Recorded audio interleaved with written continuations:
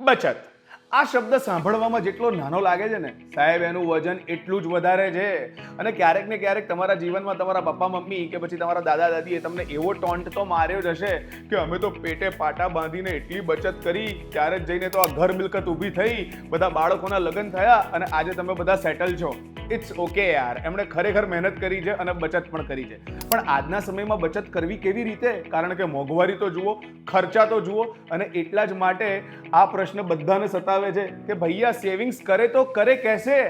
આજ સમજાવવા માટે ચલો એક વાત કહું.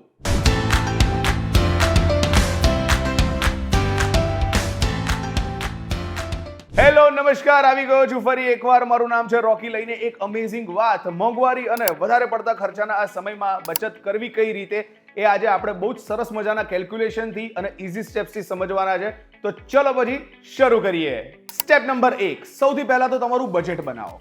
ઓકે, સો તમે નોકરી કરતા હો કે બિઝનેસ કરતા હો, તમારી મંથલી ઇન્કમ શું છે અને એ ટેક્સ કપાયા પછી તમારા હાથમાં કેટલી આવે છે એ નોટ ડાઉન કરો. સાથે સાથે તમારા ઘરના ખર્ચા, તમારા પર્સનલ ખર્ચા અને એ સિવાય કેટલા ખર્ચાઓમાં તમારા પૈસા જઈ રહ્યા છે એ બધાનું માર્કિંગ કરો, કે જેથી કરીને એક મહિના બાદ તમને ખબર પડે કે તમારે આ ઇન્કમનું, આ બજેટનું સેગ્રીગેશન કઈ રીતે કરવાનું છે. સ્ટેપ નંબર 2, બજેટ બનાવો.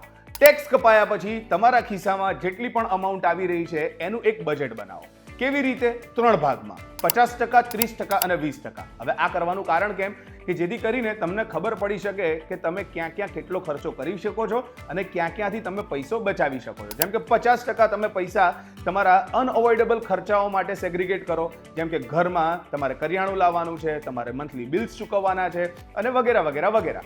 30% અમાઉન્ટ જે તમે તમારી ઉપર ખર્ચો કરશો, જેમ કે એન્ટરટેનમેન્ટનો થઈ ગયો, બહાર ફરવા જવાનો ખર્ચો થઈ ગયો, અને 20% હવે જે પૈસા બચ્યા છે એને તમે બચત સ્વરૂપે સાઈડમાં મૂકી શકો છો. હવે આને કેલ્ક્યુલેશનથી સમજીએ તો ટેક્સ કપાયા પછી જો તમારા ખિસ્સામાં મંથલી 50,000 રૂપિયા આવે છે તો 50% એટલે કે 25,000 રૂપિયા તમે ઘરના બિલ્સ અને અનઅવોઇડેબલ ખર્ચાઓ માટે સેગ્રીગેટ કરો.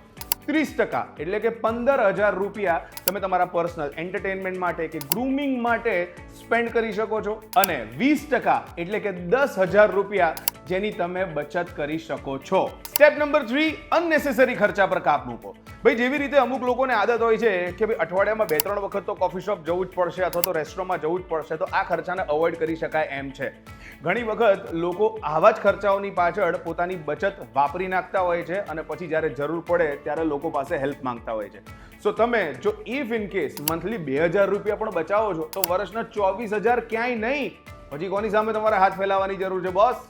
એન્ડ સ્ટેપ નંબર 4, તમારા સેવિંગ્સને ઓટોમેટ કરો. તમારા બેંક ખાતામાં એક એવું ફીચર, એક એવી ફેસિલિટી આપવામાં આવી છે કે જ્યાં તમે ઓટો ડેબિટ નામના ફીચરનો ઉપયોગ લઈ શકો છો, લાભ લઈ શકો છો, કે જેવી તમારી સેલરી કે તમારી ઇન્કમ આવી ત્યાં જ અમુક % અમાઉન્ટ સીધી ઓટો ડેબિટ થઈને સેવિંગ એકાઉન્ટમાં જતી રહેશે. પણ આ મોંઘવારીના અને વધારે પડતા ખર્ચાના સમયમાં એકલા સેવિંગ્સથી થોડું કામ ચાલશે યાર. પૈસો વધારે પણ તો કરવો પડશે ને. તો એના પણ અમુક ઇઝી સ્ટેપ્સ બતાવું છું કે તમે કઈ રીતે પૈસો બચાવીને એને વધારી શકો છો. સ્ટેપ નંબર 1, સૌથી પહેલા દેવું ચૂકવો. હાઈ ઇન્ટેન્સ જે દેવું છે, એટલે કે તમારા લોનના EMI હોઈ શકે છે, ક્રેડિટ કાર્ડના બિલ્સ હોઈ શકે છે, એને સૌથી પહેલા ચૂકવો કે જેથી કરીને તમારા માથેથી ટેન્શન જાય. Step number 2, emergency funding. ભાઈ, પેટે પાટા બાંધવા પડે તો બાંધી લેજો, પણ 3 થી 6 મહિનાનો જે ખર્ચ છે ને એને બને એટલો જલ્દી ભેગો કરવાનો પ્રયત્ન કરો કે જેથી કરીને તમે થોડા રિલેક્સ થઈ જાઓ અને ન કરે ઈશ્વર ક્યારેક કંઈક જરૂર પડી તો તમારે કોઈકની સામે હાથ ફેલાવવાનો વારો નહીં આવે. સ્ટેપ નંબર 3, ઇન્વેસ્ટ કરો. બેંક એફડી, મ્યુચ્યુઅલ ફંડ કે પછી શેર માર્કેટમાં ઇન્વેસ્ટ કરવાનું ચાલુ કરો કે જેથી કરીને તમે કમ્પાઉન્ડ ઇન્ટરેસ્ટનો જે પાવર છે ને એ જોવાનું ચાલુ કરશો. સ્ટેપ નંબર 4, ઇન્કમ વધારો. ભાઈ, કોણે એવું કીધું કે તમે કોઈક એક જગ્યાએ નોકરી કરી રહ્યા છો કે કામ કરી રહ્યા છો તો એ જ જગ્યાએથી તમે માત્ર ઇન્કમ લો? ભાઈ, તમારી પાસે કોઈક સ્પેશિયલ સ્કિલ છે અથવા તો પછી નથી તો તમે કોઈક સ્કિલ પ્રોગ્રામમાં જઈને એક્સ્ટ્રા સ્કિલ ડેવલપ કરી શકો છો અને સાઈડમાં બીજા કામથી પણ સાઈડ ઇન્કમ જનરેટ કરી જ શકો છો કે જેથી કરીને જ્યારે પૈસા આવે ને ત્યારે બહુ મજાની ફિલિંગ આવે. તો ચલો હવે એક સિમ્પલ કેલ્ક્યુલેશનથી એ સમજવાનો પ્રયત્ન કરીએ કે તમે તમારી સેવિંગ્સને કઈ રીતે વધારી શકો છો. કારણ કે સેવિંગ એકાઉન્ટમાં પૈસા મૂકી રાખવાથી એ ડબલ તો થઈ જવાના નથી અને તમારો ફાયદો કરાવવાના નથી. તો પછી આપણે પૈસાને જ કામ ધંધે લગાડવો પડશે. હવે એક્ઝામ્પલ, દર મહિને તમે 5,000 રૂપિયા બચાવો છો અને તમે જો એને મ્યુચ્યુઅલ ફંડમાં કે SIPમાં ઇન્વેસ્ટ કરો છો ફોર 10 years, તો જ્યાં તમને 12% ઇન્ટરેસ્ટ રેટ મળે છે. હવે વિચાર કરો તમારો પૈસો કેટલી હદે વધવાનો છે. ઘણી વખત તો માર્કેટમાં થતી વધઘટને કારણે 18% સુધી પણ લોકોને ઇન્ટરેસ્ટ રેટ મળેલા છે. તો હવે સમજીએ કે 10 વર્ષ પછી તમને 5,000 રૂપિયા 12% ઇન્ટરેસ્ટ રેટ પર કેટલા મળશે? 11,50,193 રૂપિયા. જો તમે આ સ્માર્ટલી ઇન્વેસ્ટમેન્ટ ન કર્યું હોત ને તો માત્ર તમે 6 લાખ રૂપિયા જ ભેગા કરી શક્યા હોત. હવે જો આ જ પ્રેક્ટિસ તમે 20 વર્ષ માટે કરો તો તમને આઈડિયા છે કે 5,000 રૂપિયા દર મહિનાના ઇન્વેસ્ટ કરીને તમે કેટલા ભેગા કરી શકો છો? 49,46,277 રૂપિયા.